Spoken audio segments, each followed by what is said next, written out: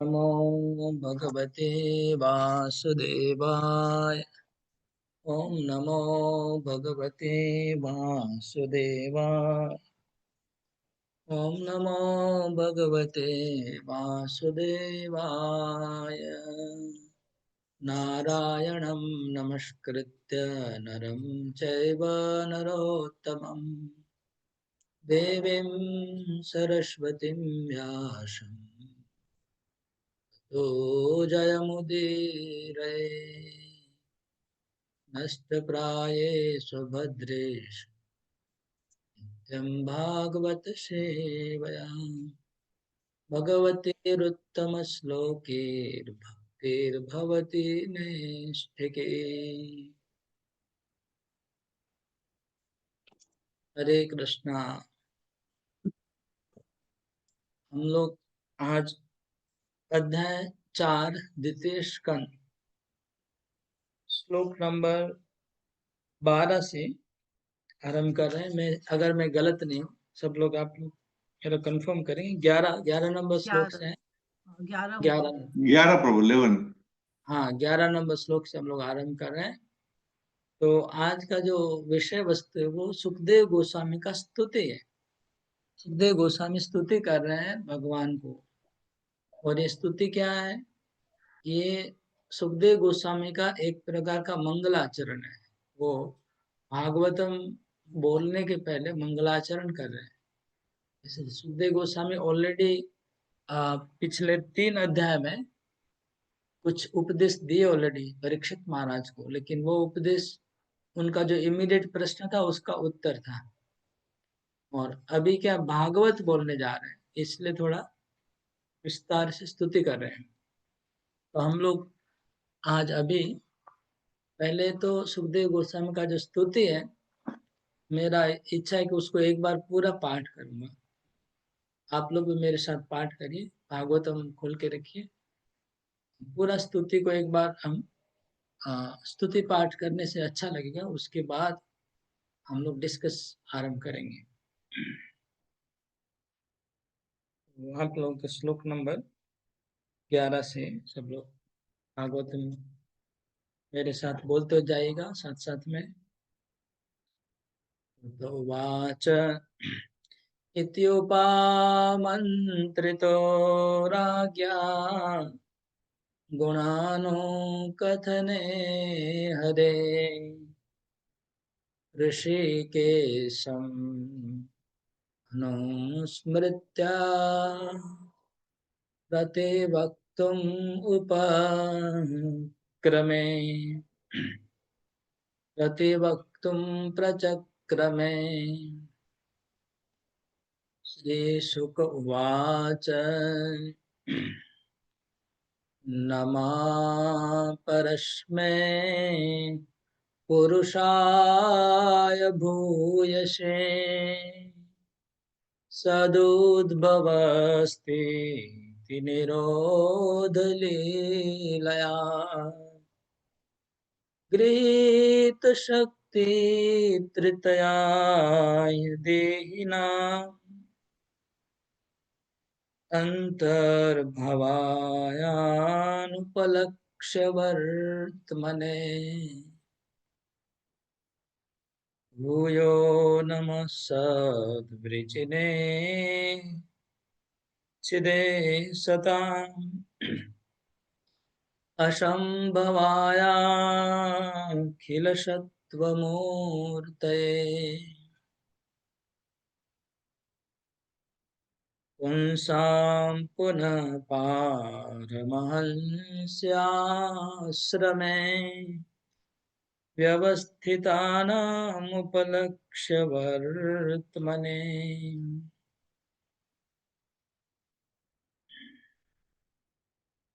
नमो नमस्ते ऋषभाय सात्वताम् विदुरकाष्ठाय मुहुकुयोगिनाम्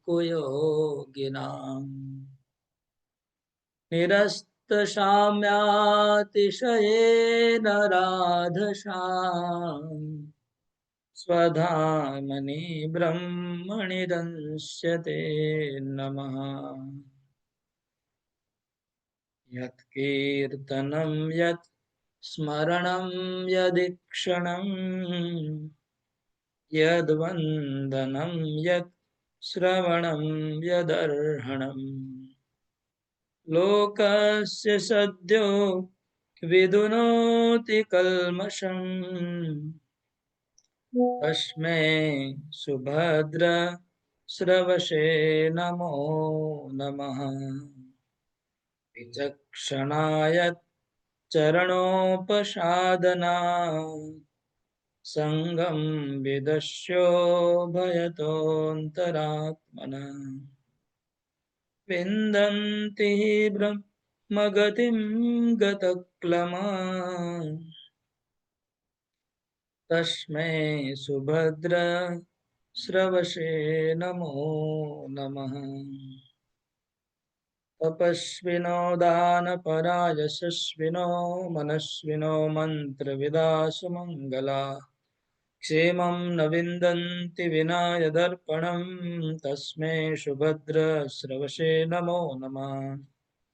किरातहुणान्द्रपुलिन्दपुक्कषा आभीरशुम्भा यवनाकषादया येने च पापा यदपाश्रया शुध्यन्ति तस्मै प्रभविष्णवे नमो नमः। स एषात्मात्मवतामधीश्वर त्रयीमयो धर्ममयो तपोमया गतव्यलीकेरजरादिशं गतव्यलीके अजशङ्करादिभिः वितर्क्यलिङ्गो भगवान् प्रसीदताम्। श्रियःपतिर्यज्ञपति प्रजापति धियापतिर्लोकपति धरापति पतिर्गतिश्चान्दकवृष्णिसात्वताम् प्रसीदतां मे भगवान् शताधिपतिः। यदङ्घ्रिविद्यानशमाधिधोतया धियानुपश्यन्ति तत्त्वमात्मनः विन्दन् वदन्ति चेतत् कवयो यथा रुचम् समे मुकुन्दो भगवान् प्रसीदताम्। प्रचोदितायेन पुरा सरस्वती वितन्वताजस्य सतीं स्मृतिं हृदि स्वलक्षणा प्रादुरभूत् किलास्यत समे ऋषीणां ऋषभा प्रसीदताम्। भूतेर्महद्भिर्यैमा पुरो विभो निर्मायसेते यदमुषु पूरुषः भुङ्क्ते गुणान् षोडश षोडशात्मकः सोऽलङ्कृशिष्ट भगवान् वचांसि मे। नमस्तस्मै भगवते वासुदेवाय वेधसे पपुर्ज्ञानमयं सौम्या यन्मुखाम्बुरुहाशवम् एतदेवात्मभूराजन् नारदाय विपृच्छते वेदगर्भो व्यदात् साक्षात् यदा हरिरात्मनः। हरे कृष्ण कृष्ण कृष्ण हरे हरे हरे राम राम राम हरे हरे। तो श्लोक नंबर 11। इत्युपमन्त्रितो राजा गुणानुकथने हरे ऋषिकेशम अनुस्मृत्य प्रतिवक्तुम उपचक्रमे। इस प्रकार राजा परीक्षित के द्वारा आमंत्रित किए जाने पर, उपामंत्रितो, आमंत्रित किए जाने पर, किस कार्य के लिए आमंत्रित किया गया? गुणानुकथने, भगवान के गुणों को अनुकथन, भगवान के गुणों को वर्णन करने के लिए, हरि के गुणों को, गुणानुकथन है हरे, हरि के गुणों को अनुकथन करने के लिए इस तरह से परीक्षित महाराज के द्वारा आमंत्रित किए जाने पर कौन? सुखदेव गोस्वामी ऋषिकेशम अनुस्मृत, ऋषिकेश को याद करते हुए प्रतिवक्तुम, उत्तर देने के लिए प्रचक्रमे, प्रयास किया। ऋषिकेश को क्यों स्मरण किया? कोई अंदाज लगा के बताइए आप में से। बोलने के पहले ऋषिकेश को क्यों याद किया? कोई बताइए, कोई भी अनम्यूट करके बोलिए। हरे कृष्ण प्रभु जी। प्रभु जी शायद इसलिए उन्होंने ऋषिकेश को याद किया कि क्योंकि उनके जो सेंसेस हैं वो भगवान को उन्होंने अर्पित किया ताकि वो कंट्रोल में रहे, और भगवान का जो उन्होंने सुना है वो उसको वैसे ही बोले विदाउट एनी मेंटल स्पेकुलेशन या इंटरप्रिटेशन। वेरी गुड, बहुत सुंदर है उत्तर है, क्योंकि वो इंद्रियों के, ऋषिकेश इंद्रियों के स्वामी है। तो हमारी वाणी भी भगवान एक इंद्रिय है, तो हमारी वाणी को भगवान नियंत्रण करके अच्छे से हरि कथा बोलने में सहायता करेंगे। तो इसलिए इनको ऋषिकेश कहा गया। रचक क्रमे शब्द का तात्पर्य है क्रम पूर्वक बोलने लगे, मतलब क्रमशः बोले। जैसे क्रम है, जैसे पुरुषावतार का क्रम है, काणदक्षाय विष्णु, गर्भदक्षाय विष्णु, क्षीरदक्षाय विष्णु, इस तरह से क्रम। या फिर क्रम है कि कर्म योग, ज्ञान योग, भक्ति योग, इस तरह से क्रम पूर्वक बोलने लगे। अभी हम आगे बढ़ते हैं। श्लोक नंबर 12। नमः परस्मै पुरुषाय भूयसे सदुद्भव स्थान निरोध लीलया गृहीत शक्ति तृतीयाय देहिनाम् अंतर्भवायानुपलक्ष्य वर्तमने। तो आज मैं सुबह उठ के इस श्लोकों का कमेंट्री, मतलब उनकी कृपा से पढ़ा, श्रीधर स्वामी का, जीव गोस्वामी का और चक्रवर्ती ठाकुर का पढ़ा।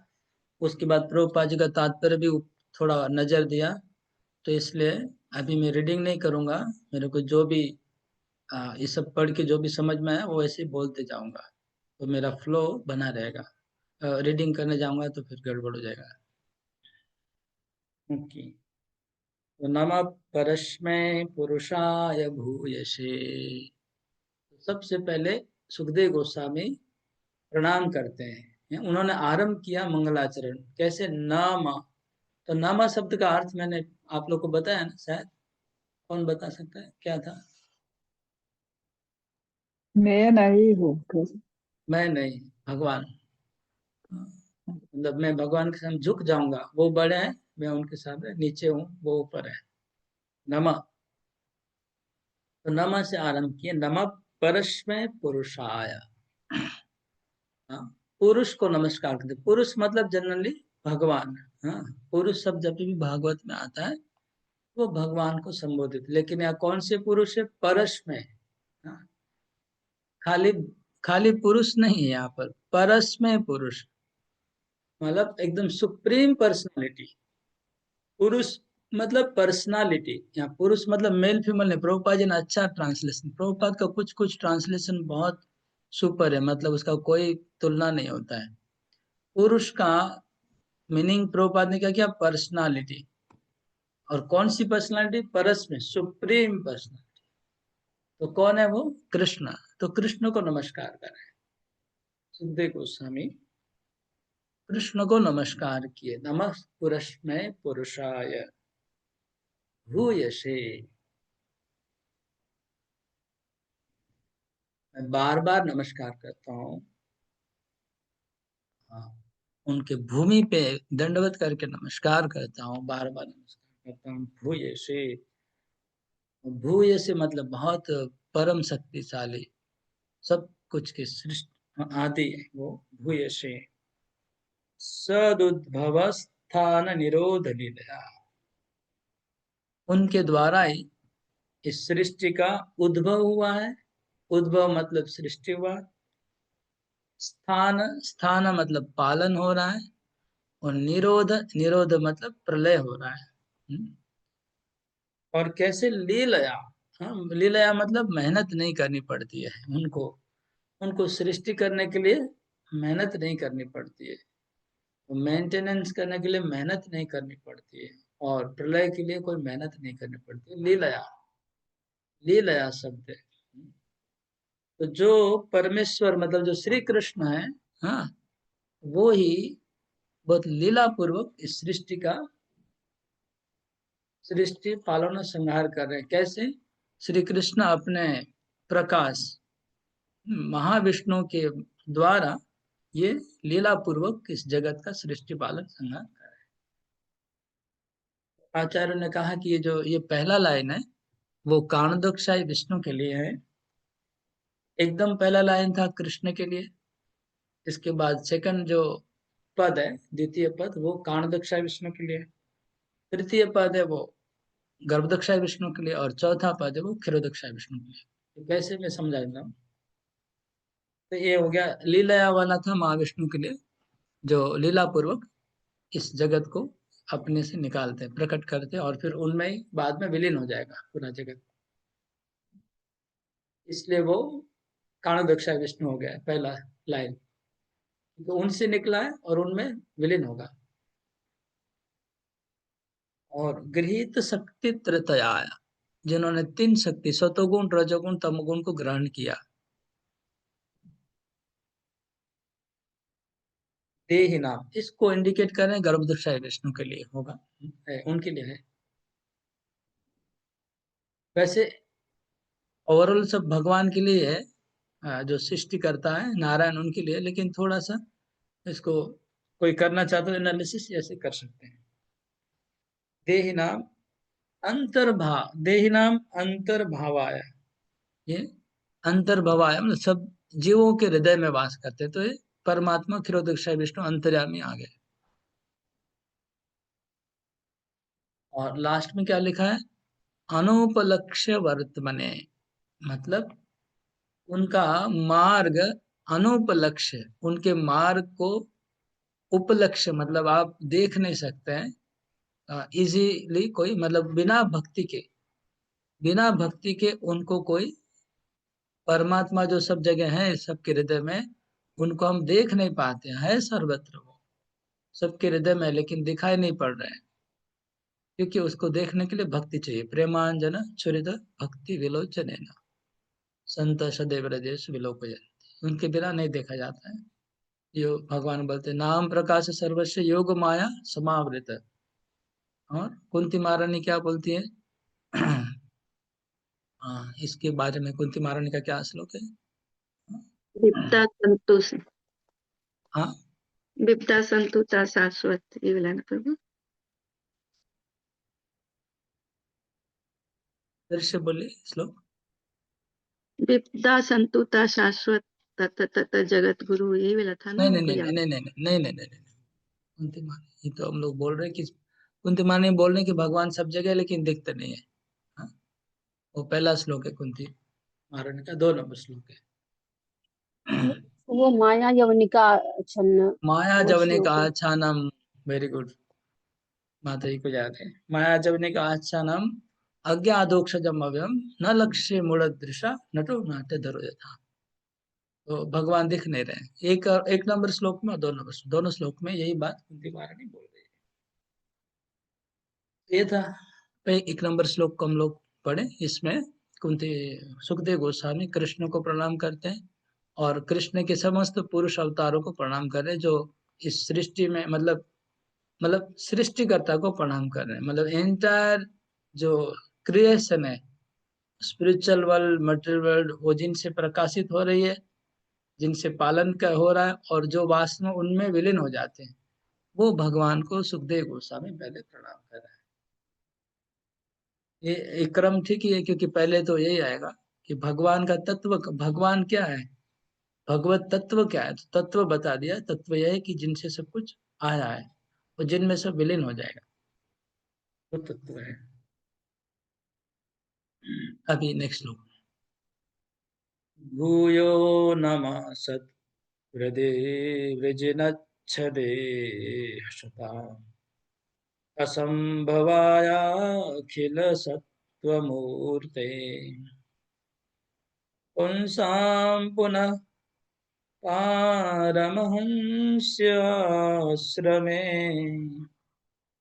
व्यवस्थितानाम् अनुमृग्य दाशुषे। भूयो नमः, मैं फिर से नमस्कार करता हूँ। भूयो, फिर से मैं नमस्कार करता हूँ, बार बार नमस्कार कर रहा हूँ उनके चरणों में। भूमिष्ठम, हाँ भूमिष्ठ, भूयो नमः, उनको भूमिष्ठ होके प्रणाम कर रहा हूँ। अभी भगवान की लीला, वो तो सृष्टि लीला थी, अभी ये भगवान की अवतार लीला का इंडिकेट कर रहे हैं। कैसे? सद वृजिन छिदे, सद मतलब भक्तों के, वृजिन मतलब दुख को, और छिदे मतलब काटने वाले। तो भक्तों को, दुखों को काटने वाले वो भगवान है। वो भगवान क्या करते हैं? भक्तों के दुखों को काटते हैं। और क्या करते हैं? लेकिन और क्या करते हैं? लेकिन और एक काम कर रहे हैं, जो अभक्त हैं, हाँ, उनका वो नाश करते हैं। असताम असंभवाय, तो सद, सद और असत लिखा है यहाँ। सद मतलब हो गए भगत, असत मतलब अभक्त। सत के लिए क्या लिखा? वृजिनच्छिद, जिनके दुखों को नाश करते हैं। और असत के लिए क्या लिखा? असंभवाय, उनका नाश करने के लिए। अखिल सत्व मूर्ति, वो अखिल सत्व मूर्ति है भगवान। मतलब अखिल मतलब सब कुछ, समस्त सत्व मूर्ति, जितना भी कुछ, मतलब सत्व मतलब एग्जिस्टेंस, एग्जिस्टेंस मतलब जिसकी भी सत्ता है, जिसकी भी सत्ता है, किसकी? सब कुछ की सत्ता है, जिसकी भी सत्ता है, मतलब जो कुछ भी आपको दिख रहा है, वो भगवान का एक मूर्ति है। अखिल सत्व मूर्तये, हाँ, भगवान का मूर्ति है सब कुछ। इसलिए वो चाहे किसी को मार दे, चाहे किसी को रक्षा करे, उनके लिए कोई फर्क नहीं पड़ता है। ऐसा नहीं कि वो पक्षपात वाले नहीं है, उनके लिए सब बराबर है। पुंसां पुनः परमहंस वर्त्मनि आश्रमे व्यवस्थितानाम् अनुमृग्य दाशुषे। तो पहले तो बता दिए कि भगवान को कोई देख नहीं पाते हैं। तो इस श्लोक में बोला जा रहा है कि कौन भगवान को देख पाते हैं। तो कौन बोलते? पुंसाम, मनुष्यों में मनुष्य देख पाते हैं। जो जानवर है वो लोग के पास बुद्धि नहीं है। तो जानवर लोग भगवत तत्वों को स्टडी नहीं कर सकते, हमारे से भागवत क्लास अटेंड नहीं कर सकते वो लोग। इसलिए पुंसाम, मनुष्य में भी चार वर्ण है और आश्रम है, ब्राह्मण क्षत्रिय वैश्य शूद्र। और उसमें भी चार आश्रम है, ब्रह्मचार्य गृहस्थ वानप्रस्थ सन्यास। उसके बाद सन्यास में भी चार कैटेगरी है, कुटीचक बहुदक परिव्राजक परमहंस। यहाँ की लिखा है परमहंस आश्रमा, समझ गए? तो चार आश्रम है। इसमें कौन सा आश्रम लिखा है? सुखदेव गोस्वामी बोले परमहंस आश्रम, मतलब जो शूद्र से ऊपर है, वैश्य से ऊपर है, क्षत्रिय से ऊपर है, ब्राह्मण से ऊपर है, उसके बाद ब्रह्मचारी से ऊपर है, गृहस्थ से ऊपर है, उसके बाद वानप्रस्थ, उसके बाद सन्यास। सन्यास में भी कुटीचक से ऊपर बहुधक, बहुधक के बाद परिव्राजक और परमहंस। तो जो टॉप मोस्ट आश्रम में है वो लोग ही क्या, अनुमृग्यत आशु से, वो लोग भगवान को समझ पाते हैं, भगवान को अनुमृग्यत, वो ढूंढते हैं भगवान को और उनको भगवान मिलते हैं। व्यवस्थिता नाम, जो उस आश्रम में व्यवस्थित है, व्यवस्थित होना होगा। आश्रम का ड्रेस तो पहन लिया लेकिन व्यवस्थित नहीं हुए। व्यवस्थित का आश्रम के बाद व्यवस्थित वर्ड ऐड कर लिया सुखदेव गोस्वामी। हाँ, ये बहुत जरूरी है। हम आश्रम में तो है लेकिन व्यवस्थित होने का मतलब विशेष रूप में वहां स्थित है, मतलब उसका, उस आश्रम का सारा रूल्स रेगुलेशन जो फॉलो कर पा रहे हैं वो अनुमृग्यत, उन वो ढूंढ पाते हैं भगवान को आशु से। तो ये कुंती महारानी भी यही बात आगे बोल रही है। हाँ, सब प्रार्थनाओं में कुछ सिमिलरिटी रहती है। कुंती महारानी पहले तो 2-3 श्लोक में बोलती है कि भगवान को जानते नहीं है, मूढ़ लोग नहीं जान सकते क्योंकि भगवान माया जवनिका से आच्छन्न रहते हैं। फिर आगे क्या बोलती है, तथा परमहंसानां मुनीनां अमलात्मनां भक्ति योग विधानार्थं कथं पश्येम स्त्रियः। भगवान परमहंस स्तर पे जो लोग हैं उनको भक्ति प्रदान करने के लिए अवतार लेते हैं, ऐसे कुंती महारानी बोल रही है। तो इसका मतलब हुआ कि जो परमहंस है, तो प्रभुपाद जी तात्पर्य में बोल रहे हैं कि परमहंस 2 प्रकार के होते हैं। कोई गेस करिए कौन से 2 प्रकार के परमहंस होंगे। परमहंस में भी 2। इम्पर्सनलिस्ट रहते हैं, हाँ, इम्पर्सनलिस्ट होते हैं और पर्सनलिस्ट होते हैं। Very good. तो देखिए, जो हम लोग 4 वर्ण हैं उसमें टॉप है ब्रह्मचारी, सॉरी ब्राह्मण, क्षमा करिए। और 4 आश्रम है उसमें टॉप मोस्ट है सन्यास। सन्यास में टॉप मोस्ट है परमहंस। उधर 2 कैटेगरी है, एक निर्विशेष सन्यासी, निराकार की उपासना करने वाले, और एक सविशेष। इसका मतलब निराकार उपासना करने वाले सन्यासी को भी कितना ऊंचा दर्जा दिया हुआ है, इसको थोड़ा लक्ष्य करना जरूरी है। कभी कभी भक्त लोग निर्विशेषवादी को बहुत छोटा समझते हैं, बहुत हीन मानते हैं और घृणा पूर्वक उनको देखते हुए बोलते हैं। लेकिन यहाँ पर देखिए परमहंस को कहाँ रखा गया, निर्विशेषवादी को परमहंस स्टेज पे रखा गया, 4 वर्णाश्रम के ऊपर है वो निर्विशेषवादी भी। और बोले 2 प्रकार के निर्विशेषवादी है, प्रभुपाद जी बोलते हैं, एक है वैष्णव और एक है जो ज्ञान मार्ग में निर्विशेष की उपासना करे वो। और आ, अच्छा, दोनों को भगवान कृपा करते हैं, ये भी लिखा है, दोनों भगवान को प्राप्त कर लेते हैं। प्रभुपाद का तात्पर्य थोड़ा निकाल रहा हूँ, मैंने मार्क किया है।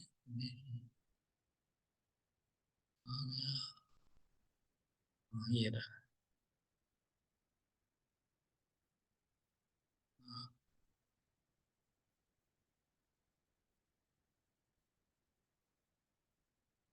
वो प्रभुपाद जी आगे तात्पर्य में लिख रहे हैं। हरे कृष्णा प्रभु, मैंने थोड़ा लेट से ज्वाइन किया है। कौन सा श्लोक चल रहा है, मैं ढूंढ नहीं पा रही हूँ। श्लोक नंबर 13 माता, ये 13, ठीक है। चौथा अध्याय 13 नंबर श्लोक।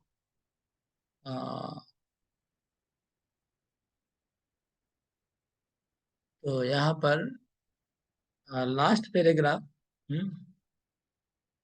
लास्ट पैराग्राफ थोड़ा देखिए आप लोग, यहाँ लिखा है कि भगवान बहुत करुणामय है। Since the lord is very kind to everyone, क्योंकि भगवान सबके प्रति करुणामय है। तो impersonal जो accept bhakti, the means of merging into existence of the Lord in his personal Brahmjyoti are also awarded their destination, desired destination. ये यथा माम प्रपदन्ते तांस तथैव भजाम्यहम्। तो यहाँ प्रभुपाद जी क्या लिख रहे हैं, क्योंकि भगवान करुणामय है इसलिए जो ज्ञानी है, अगर ज्ञानी है वो, अगर भक्ति मिश्र ज्ञान, चक्रवर्ती ठाकुर बोलते भक्ति मिश्र ज्ञान अगर कोई अनुशीलन करता है तो भगवान कृपा करके उनको अपने ब्रह्म ज्योति में विलीन कर लेते हैं, क्योंकि ये यथामाम प्रपद्यन्ते, भगवान पहले ही कह चुका है कि जो जिस भाव से मेरे पास आएगा मैं उस भाव से उसको करुणा करूंगा। तो ये बात भी हमको यहाँ नोट करने जैसी है, इसलिए कि कभी कभी हम लोग ऐसा भी तात्पर्य में स्टेटमेंट मिलता है हम लोग का भागवतम में, तात्पर्य में प्रभुपाद जी का, कि निर्विशेष ब्रह्म में विलीन होना संभव नहीं है, वहां से पतन हो जाता है, वो एक काल्पनिक है, रियल में कभी संभव नहीं है, ऐसा भी स्टेटमेंट आता है। तो भक्त लोग उस स्टेटमेंट को पकड़ के उसी के दिमाग से उनका फिर उसी तरह से उनका दिमाग चलता है, रिजिड हो जाता है दिमाग, एक एडामेंट टाइप का दिमाग बन जाता है। लेकिन यहाँ इस तात्पर्य में देखिए प्रभुपाद जी क्या बोल रहे हैं कि निर्विशेषवादी को भगवान ब्रह्म ज्योति में विलीन करते हैं कृपा करके, दैट मीन्स दैट एग्जिस्ट, इसका मतलब वो संभावना है, असंभव नहीं है। तो उसको असंभव कहना फिर इस तात्पर्य के अगेंस्ट में हो जाएगा।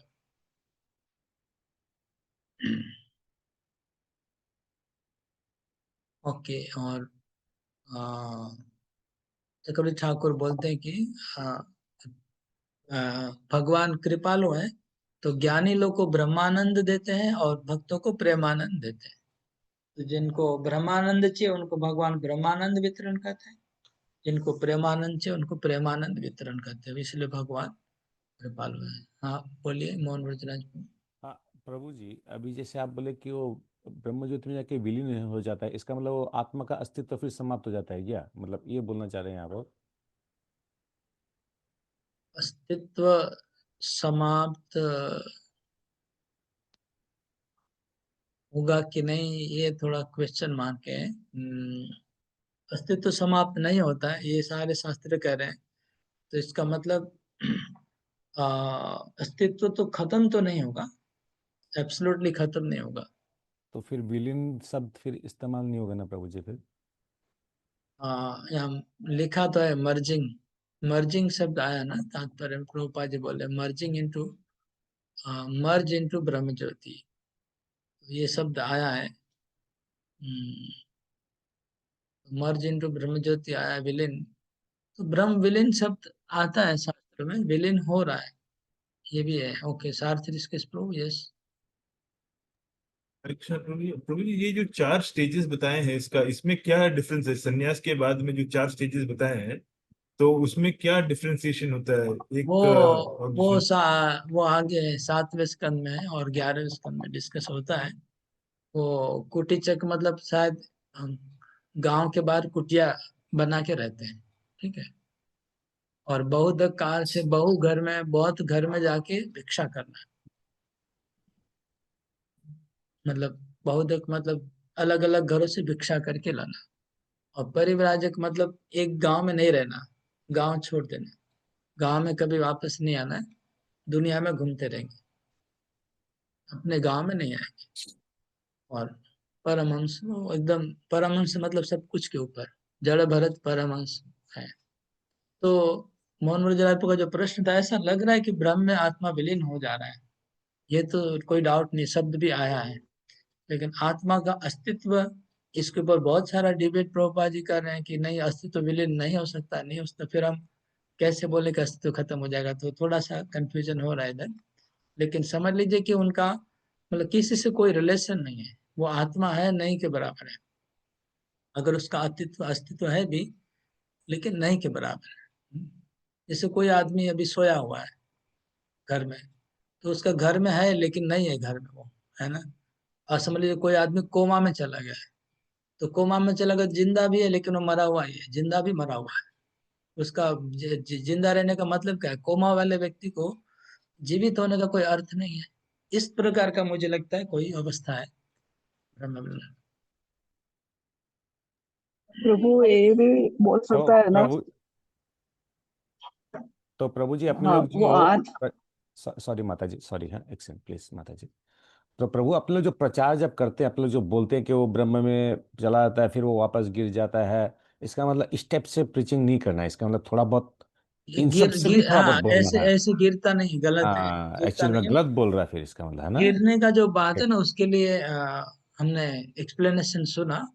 गिरने का अर्थ यह है कि जो व्यक्ति अभी इस संसार में है, अभी इस पृथ्वी में है, ठीक है, और वो चेतना से ब्रह्म भूत हो गया है, मतलब उसकी कॉन्सियसनेस है वो ब्रह्मभूत हो गई है, मतलब भौतिक जगत से उनको कनेक्शन कट गया है, वो ब्रह्मभूत स्तर पे है, लेकिन अभी भी वो शरीर साधक शरीर में है, शरीर उसने छोड़ा नहीं है, तो ऐसा व्यक्ति का पतन हो सकता है।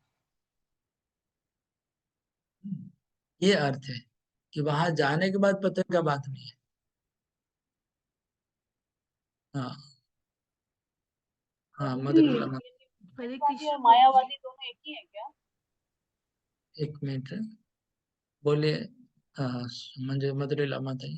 हाँ हरे कृष्ण प्रभु जी, मैंने जैसे पहले जब पढ़ाई हुई थी तो ये सुना था कि ब्रह्म में अगर विलीन हो भी जाता है तो लाखों पता नहीं कितने कितने सालों के बाद उनको पुनर्जन्म होता ही होता है, कि कभी वो भक्ति, मतलब जैसे अब तो ब्रह्म में विलीन हो गया, उनको भगवान का कुछ पता नहीं, तो जब कभी ऐसा होता है कि भगवान का कोई भक्त चला गया या मतलब कुछ ऐसा है कि दृश्य निकला, तो भक्ति उनको मिली, तो फिर वो भक्ति पाने के लिए वापस से उनका जन्म होता है। ये ये मेरा बहुत लंबा, मतलब बहुत दूर दूर का बात है। हाँ, जन्म तो होता है ना प्रभु। ये बहुत दूर दूर का बात है, उसको भी हम कंसिडर नहीं करेंगे।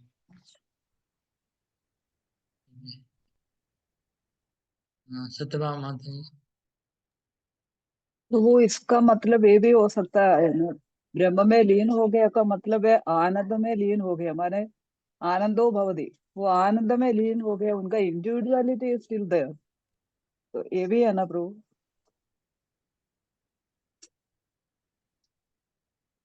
अगर वो आनंद का आस्वादन कर रहा है तब तो इंडिविजुअलिटी है।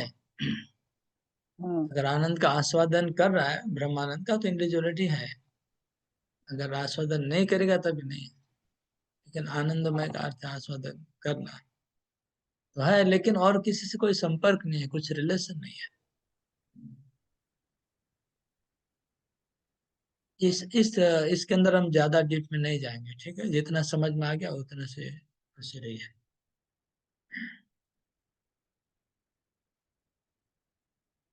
सत्यनारायण माते बोले कि ये क्या मायावादी है, ये लोग को मायावादी ये।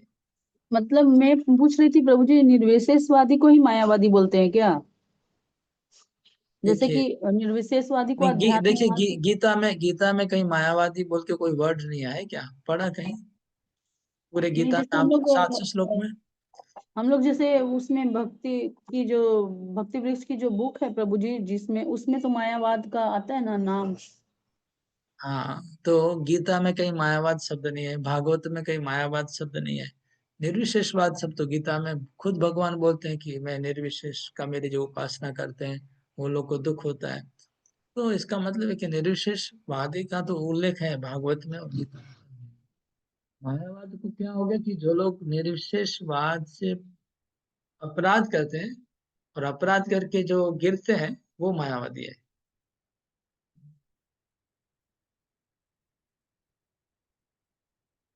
निर्विशेषवादी जो लोग भगवान के चरण में अपराध करते हैं, वैष्णव के अपराध करते हैं, वो मायावादी। निर्विशेषवादी को मायावादी नहीं कह सकते। मायावादी एक प्रकार का क्या बोलते हैं, एक गाली जैसे बराबर हो गया, तो वो तो हम किसी को नहीं बोल सकते। निर्विशेषवादी तो जड़ भरत भी हैं, सुखदेव गोस्वामी भी हैं, तो उनको मायावादी कैसे बोलेंगे? चतुष कुमार भी है, बाद में भक्ति में है।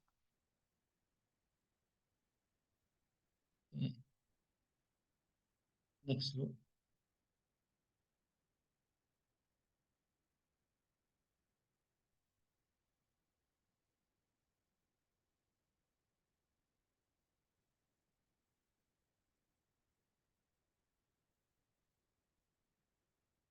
हम लोग जो डिस्कस कर रहे थे, हाँ, भूयो नमः सद्वृजने सदा,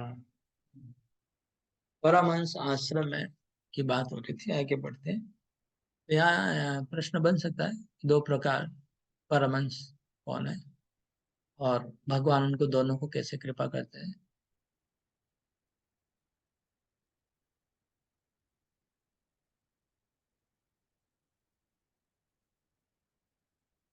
श्लोक नंबर 14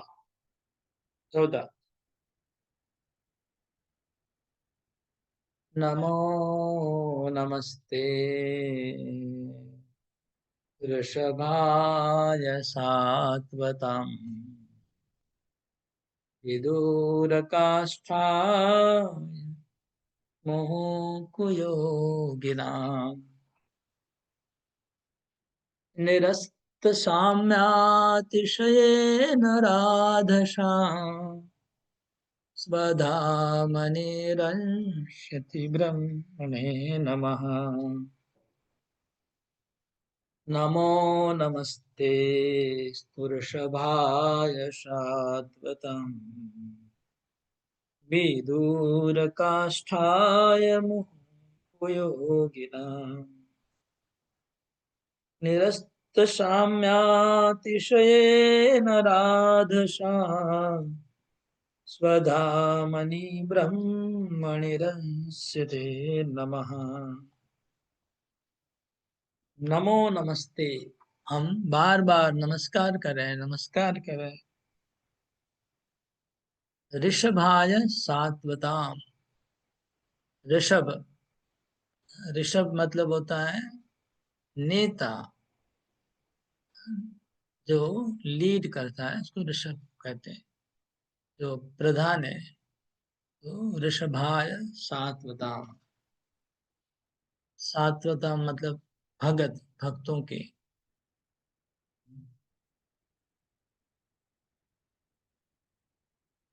कौन है?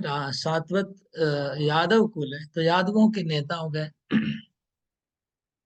यादव, सात्वत एक वंश का भी नाम है। सात्वत मतलब भक्त और सात्वत मतलब एक वंश है। कौन है? यादव वंश का नाम है सात्वता। तो यादव मतलब द्वारका वासियों के जो, यादवों के जो नेता है, उनको हम नमस्कार करते हैं। विदूर काष्ठाय कुयोगी नाम, जो कुयोगी है, हाँ मतलब जो कुयोगी है, जो अच्छे योगी नहीं है, जो योगी का ठीक से योगी योग साधना ठीक से नहीं करते, या फिर जो भक्ति योगी नहीं है, उनके लिए विदूर काष्ठा है, उनके लिए बहुत दूर है भगवान, उनके लिए बहुत दूर है। काष्ठ का एक अर्थ होता है धाम। तो भगवान का धाम उनसे बहुत दूर है। विदूर काष्ठाय।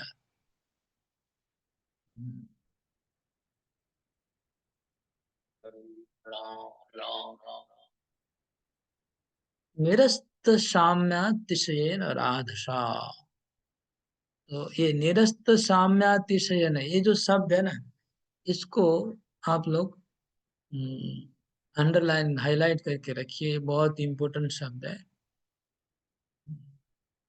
ये शब्द और भी एक दो जगह आता है भागवतम में, लेकिन जहां भी आता है इसका वेटेज बहुत ज्यादा होता है। तो इसका अर्थ मैं समझाता हूँ, आप लोग समझने का कोशिश करिए। साम्य मतलब बराबरी, तुलना करना। तो निरस्त मतलब जिनकी तुलना नहीं हो सकती है। निरस्त साम्य, निरस्त साम्य मतलब जिनकी तुलना नहीं हो सकती है। लेकिन यहाँ अतिशयना, अतिशयना मतलब दूर दूर तक किसी प्रकार से तुलना नहीं हो सकती है ना। ये हो गया अर्थ, निरस्त साम्य अतिशयना। मतलब जो भगवान कृष्ण है, उनका किसी जीवात्मा से, ब्रह्मा और शिव जी से दूर दूर तुलना नहीं हो सकती है। तो ब्रह्मा और शिव व कोई भी भगवान के दूसरे अवतारों से भी तुलना नहीं हो सकती है। अतिशय न, अति मतलब अति महान है भगवान, अतिशय न। ये निरस्त साना, राधसा, राधसा का अर्थ है अपने शरीर का प्रकाश, ऐश्वर्य, तेज। अपने तेज से वो इतना दूर रहते, उनके शरीर से इतना तेज निकलता है, तो इसलिए वो उस तेज से, प्रकाश से, पावर से भगवान बहुत, सबको बहुत पीछे। मतलब उपनिषद में, इस उपनिषद में एक श्लोक है ना, आ, आ, क्या श्लोक है, तदित ने Really? तदुरम तदांतिके तदंतरस्य सर्वस्य तदु सर्वस्य बायत, उसके बाद वाला श्लोक नैन देवा आपनुवन् पूर्वमर्ष तद्धावतो अन्यान् अत्येति तिष्ठत् तस्मिन् अपो मातरिश्वा ददाति। इस उपनिषद में बोल रहे हैं कि तद्धावतो अन्यान् अत्येति तिष्ठत्, एकदम अति दूर, उनसे दूर भगा के देवताओं को अति दूर पिछाड़ देते हैं भगवान। भगवान इतने स्पीड में चलते हैं कि देवताओं को बहुत दूर पिछाड़ के रख देते हैं। तो ये तो कोई रेसिंग व दौड़ने का बात नहीं बोल रहे, मतलब भगवान का ऐश्वर्य इतना ज्यादा है कि उनको बहुत दूर रखते हैं। निरस्त साम्यातिशयन राधा सा स्वधामनि, अपने धाम में, स्वधाम अपने धाम में, भगवान अपने धाम में, ब्रह्मणि, वो धाम कैसा है, ब्रह्म धाम है, चिन्मय है, ट्रांसेंडेंटल है, स्पिरिचुअल है। रंशते, वो वहां पर रंशते मतलब रमण करना, आनंद करना। नमः, उनको हम नमस्कार करते हैं। तो ये इस श्लोक का सिंपल अर्थ है जो डायरेक्ट ऊपर से आ रहा है मीनिंग। यही अर्थ प्रभुपाद जी ने भी किया है और यही अर्थ जीव गोस्वामी ने भी किया है, चक्रवर्ती ठाकुर ने भी। लेकिन इसका एक गुप्त सीक्रेट, एक अंतरंग एक साउंड आ रहा है इस श्लोक से, वो लिखा नहीं लेकिन ऐसा आ रहा है। और एक आचार्य ने तो बोल ही दिया, किसी ने बोला नहीं, सब लोग चुप हैं। इसके अंदर क्या रहस्य है, कोई आचार्य खोल के नहीं बोल रहे हैं। कभी कभी आचार्य लोग कुछ बातों को खोलना नहीं चाहते, जैसे सुखदेव गोस्वामी डायरेक्ट नहीं बोल रहे, लेकिन वो भी इनडायरेक्ट बोल रहे हैं। सीधे सीधा का ये शास्त्रों का एक एक बोलने का ढंग होता है। कुछ कुछ बातों को सीधा बोलने से उसका महिमा कम हो जाता है, इनडायरेक्ट बोलने से उसकी महिमा बढ़ जाती है। तो इस श्लोक में इनडायरेक्टली बहुत गुड़ बात लिखी है, वो मैं आपको बताता हूँ, ध्यान से समझेंगे।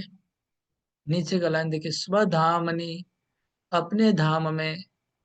तो अपने धाम में कौन है, कृष्ण। कृष्ण का धाम कौन सा है, गोलोक वृंदावन।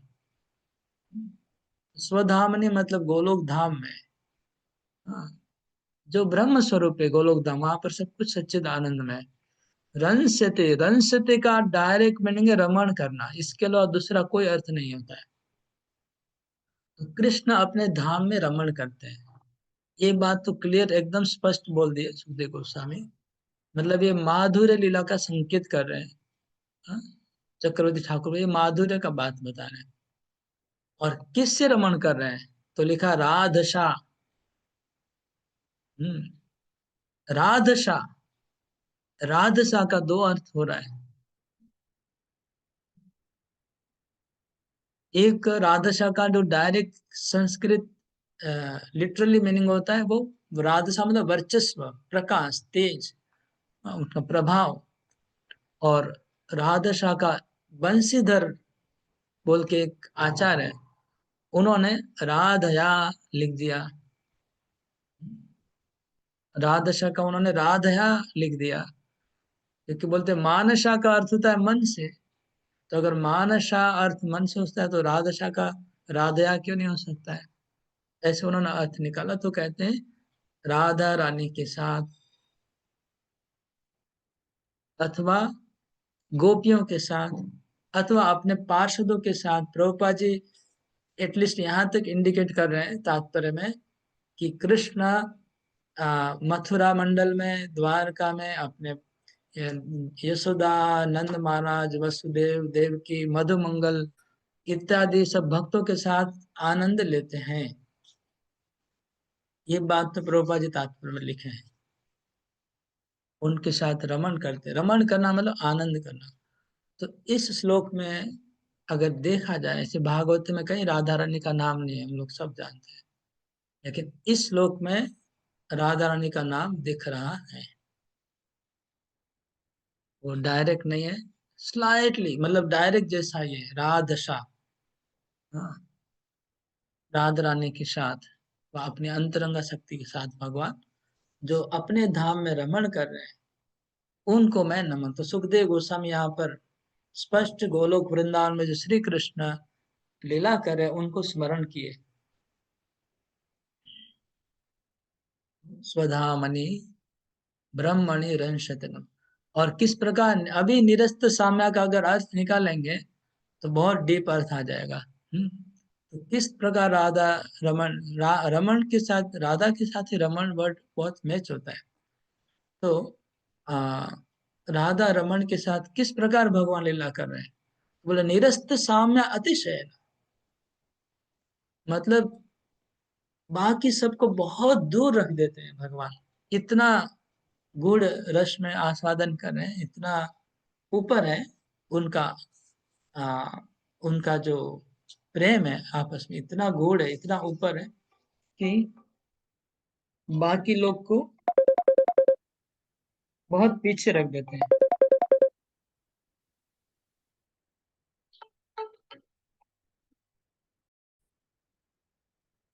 तो आप लोग आया तो अर्थ हम लोग डिस्कस किए, यह अर्थ कैसा लगा, इस श्लोक का मीनिंग कैसा लग रहा है? हरि बोल। आ, एक बताइए, एक दो शब्दों में इस अर्थ कैसा लग रहा है आपको, सुन के क्या कैसा फील हुआ? बहुत बहुत अच्छा लगा प्रभु, इट्स रियली आनंद, वंडरफुल। प्रभु आनंद आ गया, आनंद का बहुत अच्छा, सब तो कॉमन है, सब लोग वही बोलते यस आनंद, प्रभु। आनंद की अनुभूति हो रही है प्रभु। हैं, आनंद की अनुभूति हो रही है। हाँ, मैंने रासलीला का महत्व बता रहा प्रभु, वो हर वक्त होते रहता, उसका धाम है, एक गोलोक धाम शब्द है में, एक भगवान दो का। शब्द में बोलना है हमको, पूरा हमको एक्सप्लेनेशन नहीं चाहिए, एक दो शब्दों में बोलिए अगर कैसा लगा सुन के। ठीक है, रासलीला तत्व आपने तो बोल दिया और नहीं बोलना है, ऑलरेडी आपने दो चार सेंटेंस बोल दिया, हम रेस्ट्रिक्ट कर रहे हैं, दो तीन शब्दों में बोलना है। इस श्लोक में राधा का मैंने इनडायरेक्ट में नाम आया प्रभु, ये भी मैंने किसी को बताने के लिए अच्छा लगेगा, श्लोक बोल सकते हैं हम लोग ना कि हल्का सा इनडायरेक्ट में नाम आया। हाँ, नाम है मोहन वरदराज को। पूर्ववर्ती आचार्य और आप एक्सीलेंट स्कॉलर आप लोग। अरे हम तो स्कॉलर नहीं है, खाली जस्ट जो लिखा है उसको ही पढ़ के सुना रहे हैं। तो कहने का मतलब हमको, जैसे राधा माता ने बताया कि लोगों को हमको बताना नहीं, इस लोग हम ये जो सीक्रेट चीज हम पब्लिक को नहीं बोलते हैं, इसको सीक्रेट ही रखते हैं, अपने मन को संतुष्ट कर सकते हैं कि हाँ राधा का नाम है इस श्लोक में, इसको पब्लिक करने की चीज नहीं है। इसलिए तो प्रभुपाद जी चुप रहते ना, प्रभुपाद भी तो लिख देते पहले ही, और आचार्य भी पहले लिख देते हैं, कोई आचार्य नहीं लिखा, जीव गोस्वामी ने भी इनडायरेक्टली, चक्रवर्ती ठाकुर भी इनडायरेक्ट कर रहे हैं, लेकिन बंशीधर ने उन्होंने लिख दिया। तो इसलिए आ, लेकिन हम एक दो फेमस स्पीकर हैं भागवत के पूरे इंडिया में, जो नंबर 1 पे आते हैं, कुछ एक दो जन है, उनका एक लेक्चर कहीं से मेरे पास आ गया था, सुना था, उन्होंने इस श्लोक को कोट किया राधा रानी के नाम के लिए, और किसी ने और एक ने फिर उसको डिबेट करके उसको कैंसिल भी किया कि नहीं, गलत गलत व्याख्या हो रही है, आप लोग अपने मर्जी से व्याख्या करें, आप लोग को संस्कृत पढ़नी चाहिए, इस तरह से और एक ऑपोजिट वीडियो भी आ गया। तो इसलिए हमको डिबेट में नहीं जाना है, लेकिन हमको दिख रहा है ना, कुछ शब्द दिख रहे हैं, जैसे रंशते शब्द है, रमण करना, तो स्पष्ट है।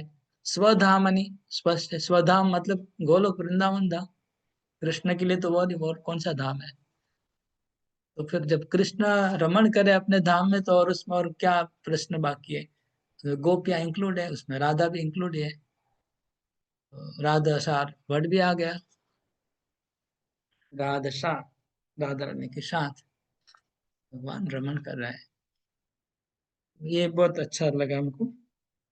हाँ, एक्चुअली मेरे मन में तो जब पहली बार पढ़ा था भागवतम तभी से दिमाग में था, लेकिन क्या है कि प्रभुपाद के तात्पर्य में था नहीं, तो मैं कंफ्यूज था कि कैसे, प्रभुपाद जी तो लिखे नहीं, जीव गोस्वामी नहीं लिख रहे हैं, कोई आचार्य, फिर आज मैंने सबका कमेंट्री पढ़ूंगा, कोई ना कोई तो जरूर इसको, मेरे दिमाग में आया तो कोई ना कोई जरूर बोलेगा। तो देखा बंशीधर उन्होंने, आचार्य ने लिख ही दिया कि है राधा रानी का नाम, मतलब कोई आचार्य तो सपोर्ट करेगा मेरा मेंटालिटी को। वो हो गया, आगे पढ़ते हैं।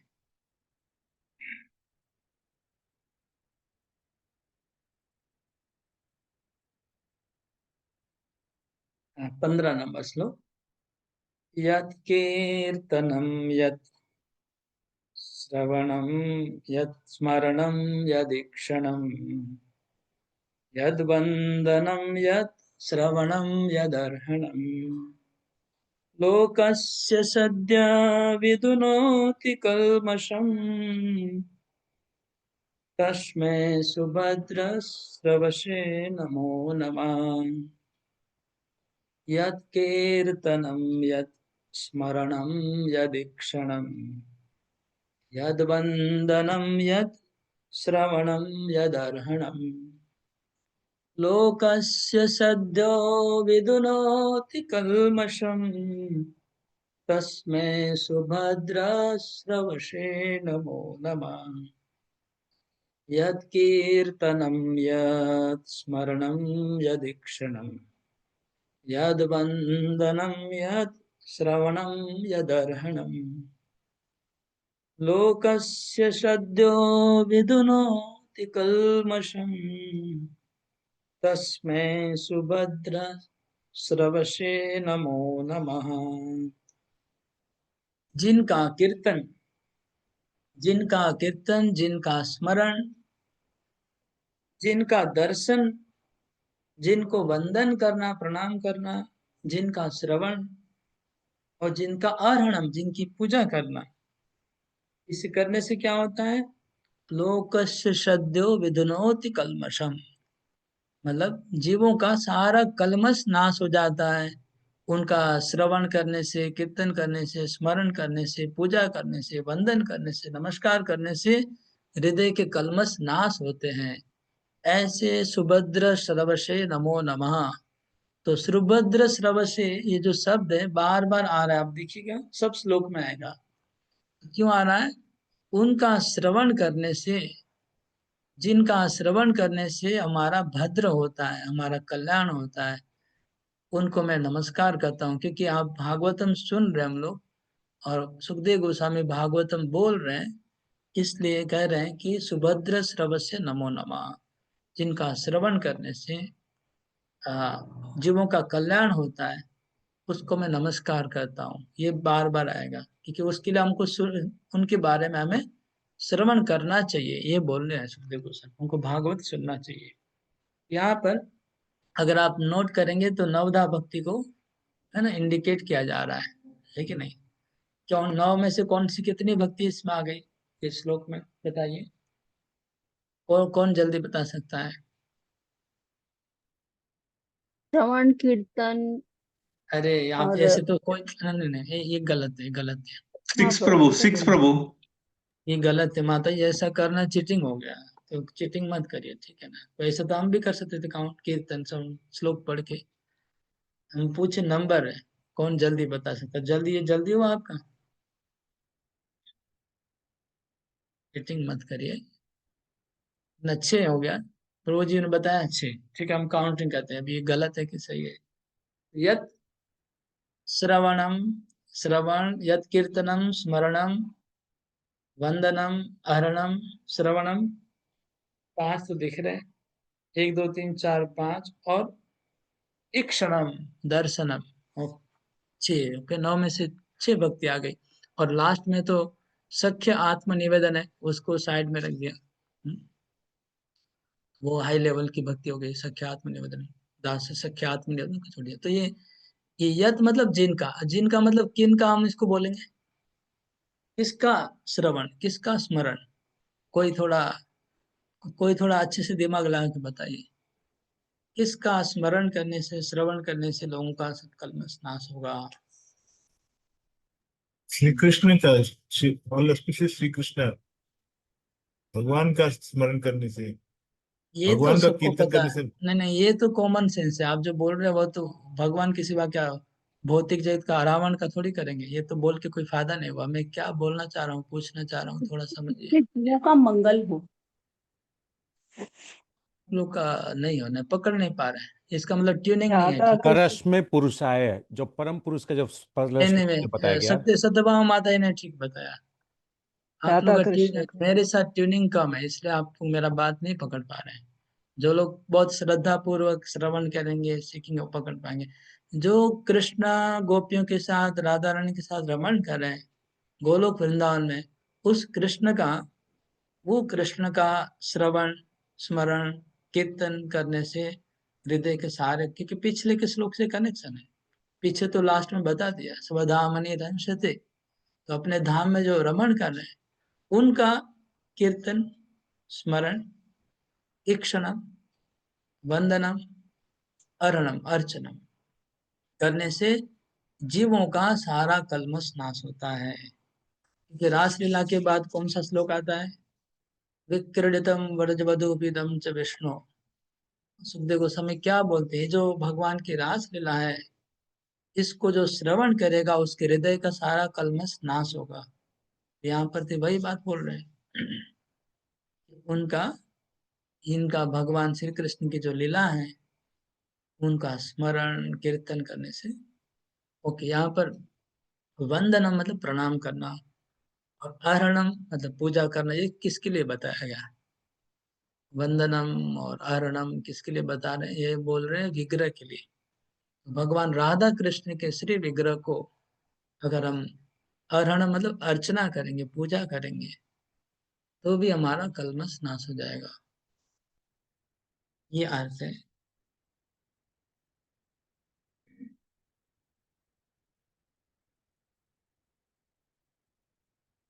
नेक्स्ट श्लोक नंबर 16। कोई प्रश्न होगा तो पूछ सकते हैं। आगे बढ़ रहा हूँ। विचक्षणाय चरणोपसादना संगम विदुष्यो भयतोऽन्तरात्मनः विदन्ति हि ब्रह्मगतिं गतक्लमा तस्मै सुभद्रश्रवशे नमो नमः।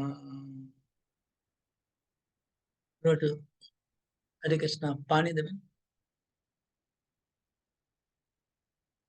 अम्मा की।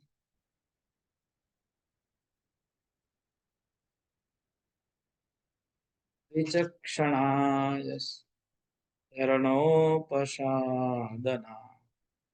संगम व्युदस्यो भयतोऽन्तरात्मनः विन्दन्ति हि ब्रह्मगतिं गतक्लमा तस्मै सुभद्रश्रवशे नमो नमः।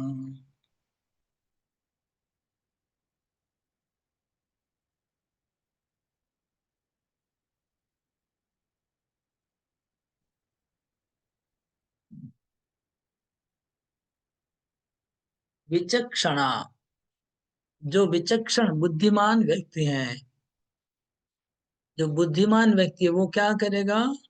यद चरण उपसाधना, उनके चरणों में शरणागति कर लेगा। बुद्धिमान व्यक्ति भगवान के चरणों में शरणागति कर लेगा। उससे क्या होगा? उससे क्या होगा? विन्दन्ति ही ब्रह्म गति गतक्लमा। तो विचक्षण में विवेकवान व्यक्ति।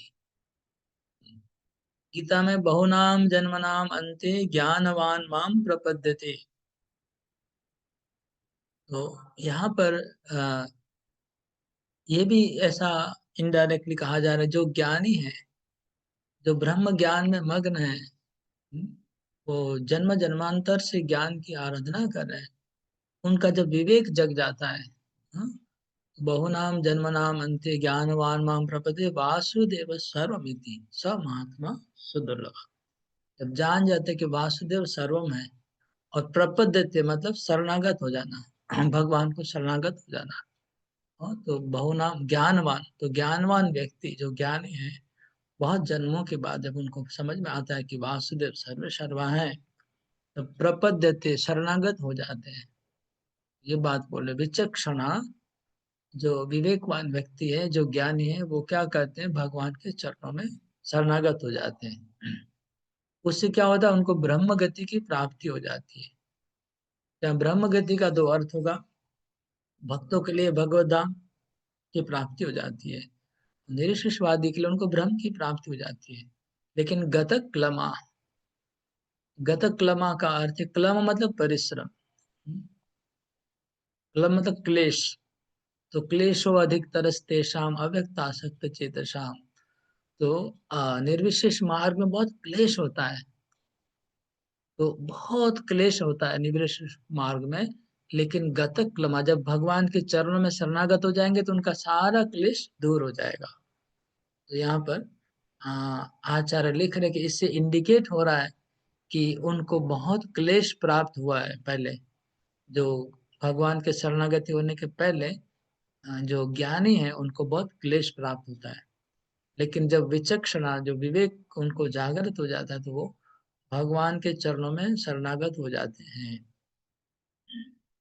और ब्रह्म गति प्राप्त हो जाती है उनको। तो विचक्षणा यस्य चरणोपशानद साधनात् संगम व्युदश्य उभयो अंतरात्मना विन्दन्ति हि ब्रह्म गति गतक्लमा तस्मै सुभद्र श्रवसे नमो नमः। सुभद्र, जिनका श्रवण सुभद्र है, उनको मैं नमस्कार करता हूँ।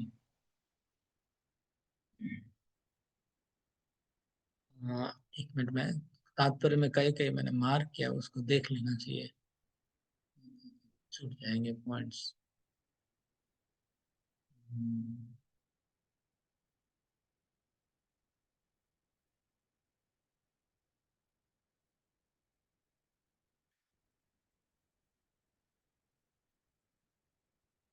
देखिए, मैं कुछ पॉइंट्स छूट गया, बोल देता हूँ। 14 नंबर श्लोक में प्रभुपाद जी तात्पर्य में बोल रहे थे कि हाँ, प्रादशा का अर्थ जैसे प्रकाश व ज्योति। तो जैसे प्रभुपाद जी कह रहे हैं कि सूर्य का जैसे ज्योति है, सूर्य का प्रकाश चारों तरफ फैला हुआ है, लेकिन वही सूर्य का ज्योति सूर्य मंडल में क्या है, कंडेंस्ड है, मतलब घना ज्योति है, घना रूप में ज्योति है। इसी प्रकार भगवान का तेज पूरी दुनिया में उनकी शक्ति फैली, लेकिन राधशा मतलब गोलोक वृंदावन में वही शक्ति कंडेंस रूप में है, ऐसे बोल रहे हैं प्रभुपाद जी।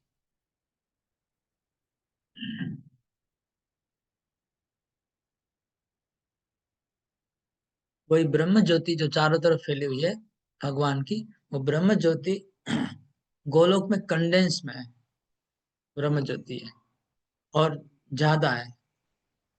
वो और एक अर्थ प्रभुपाद जी तात्पर्य में दिए। 15 नंबर श्लोक के तात्पर्य में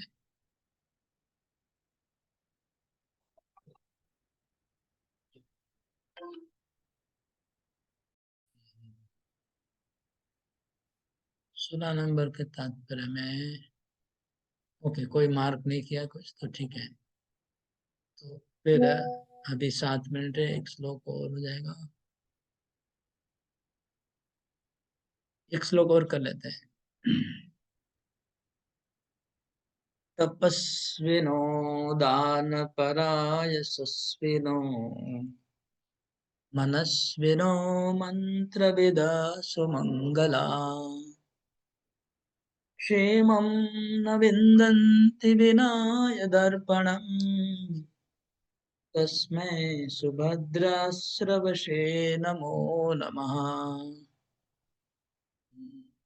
ये श्लोक प्रभुपाद का फेवरेट श्लोक है। प्रभुपाद जी कई बार इसको श्लोक को कोट किए हैं अपने प्रवचनों में और भागवत के तात्पर्यों में कई कई जगह कोट किए हैं। तो तपस्वी, देखिए खाली शब्दों को देख लेंगे समझ में आ जाएगा।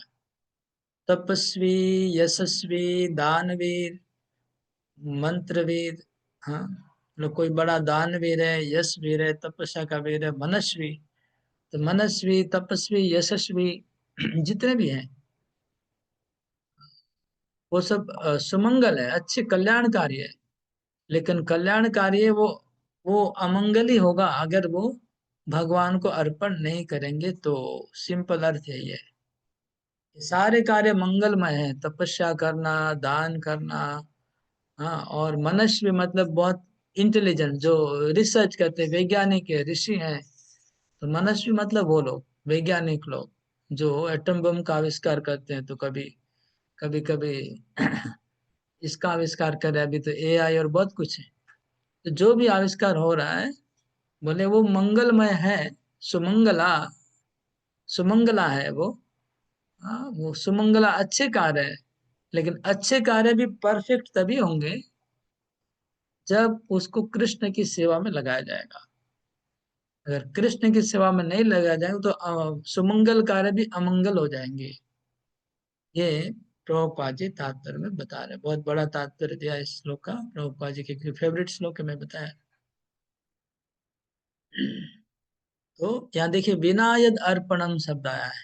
क्या लिखा है? बिना यद अर्पणम, मतलब उनको अगर अर्पण नहीं किया जाए तो जिसका भी जो भी क्वालिटी है, अगर कोई साइंटिस्ट है, कोई एस्ट्रोलॉजी जानता है, तो कोई आयुर्वेद जानता है, तो कोई कुछ भी क्वालिटी हो, कोई बड़ा आर्टिस्ट है, प्रभुपाद जी ने सब वर्णन किया, कोई आर्टिस्ट है, कोई चित्रकारी जानता है, तो कोई गीत जानता है, तो कोई जितने भी प्रकार के 64 प्रकार के आर्ट्स हैं, अगर वो आर्ट्स जो भी योग्यताएं हैं, अगर वो कृष्ण को अर्पण किया जाता है तो वो सक्सेस हो जाता है। नहीं तो वो आर्ट्स बेकार हो गया, वो जीवन उसका अमंगल ही होगा, मंगल नहीं होगा। कोई डांस करना जानता है तो भगवान के लिए डांस करेंगे तो ठीक है, नहीं तो वो डांस बेकार है, उसको तो नरक में ले जाएगा। इसी प्रकार जितने भी आर्ट है सब विना यद अर्पणम, हमारे पास अगर कोई स्किल से इंटेलिजेंट है, भगवान ने कुछ दिया है, बुद्धि बुद्धि जो भी, वो भी अगर हम भगवान की सेवा में लगाएंगे तब तो मंगल में, लेकिन वही बुद्धि नहीं तो समाज का नाश कर देगी अगर भगवान को अर्पण नहीं किया जाए। ये इस श्लोक का तात्पर्य है। ये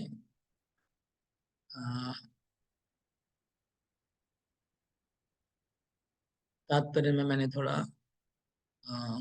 प्रभुपाद का तात्पर्य थोड़ा मैंने नोट किया है। There are two kinds of self interest, दो प्रकार की self interest, namely personal selfishness and extended selfishness, but there is no qualitative difference between personal and selfishness.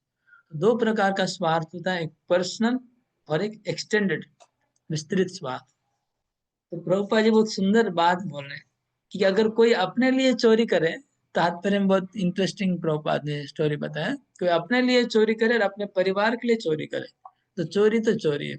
अगर वो उसको अगर जज में कोर्ट में खड़ा कर दिया जाए, बोला भाई मेरे लिए चोरी नहीं किया था, मैंने चोरी किया था, हमारे गांव का वो आदमी है, वो गरीब है, उसके लिए चोरी किया था, हमारे गांव वाले के लिए चोरी किया, हमारे समाज वालों के लिए चोरी किया था, तो मेरे को दंड नहीं मिलना चाहिए, समाज वालों को दंड दे दीजिए मेरे बदले, तो नहीं। इसी प्रकार जो स्वार्थ है, अगर हम ये तो बहुत सिंपल एग्जांपल है, कोई भी समझ जाएगा, लेकिन असली इसका शिक्षा क्या है वो थोड़ा सब लोग के दिमाग में नहीं आएगा। वो समझना, एग्जाम्पल सब लोग समझ जाते हैं लेकिन उसका अर्थ समझते नहीं कोई। अर्थ क्या है कि अगर कोई बोलेगा कि हम सब भारतवासियों को आ, भोजन की कभी असुविधा नहीं होगी, ऐसी परिकल्पना करेंगे, सब भारतवासियों को कपड़ा अच्छा पहना देंगे, सब भारतवासियों को हम हॉस्पिटल खोल देंगे, उनको कभी बीमार नहीं होंगे, सब भारतवासियों को हम एकदम जीडीपी अब बढ़ा देंगे भारत का, एकदम भारत पूरा इकोनॉमी में नंबर 1।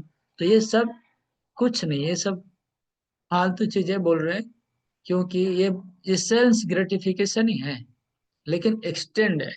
मैं अपना कपड़ा पहनूंगा, मैं अच्छे से खाऊंगा, मैं हॉस्पिटलाइज, ये नहीं, सबको करूंगा, लेकिन चाहे आप करो चाहे सबको करो, वो सब इंद्र तृप्ति है, एक्सटेंडेड चोरी है, वो चोरी है। लेकिन अगर ये चीज को कृष्ण केंद्रित किया जाए तब तो ये सारे कार्य अच्छे माने जाएंगे। अगर कृष्ण केंद्रित नहीं की जाए तो अच्छे अच्छे कार्य भी जो दुनिया के मंगल के लिए भी आप सोच रहे हैं वो अमंगलकारी हो जाएंगे। ये बात प्रभुपाद जी तात्पर्य में बता रहे हैं। वो अभी 29 हो चुका टाइम। हरे कृष्णा। नेक्स्ट श्लोक तो बहुत सुंदर है, लेकिन हम लोग अभी यहाँ विराम करेंगे। ये पूरा ये प्रार्थना बहुत अच्छा है। हरे कृष्णा।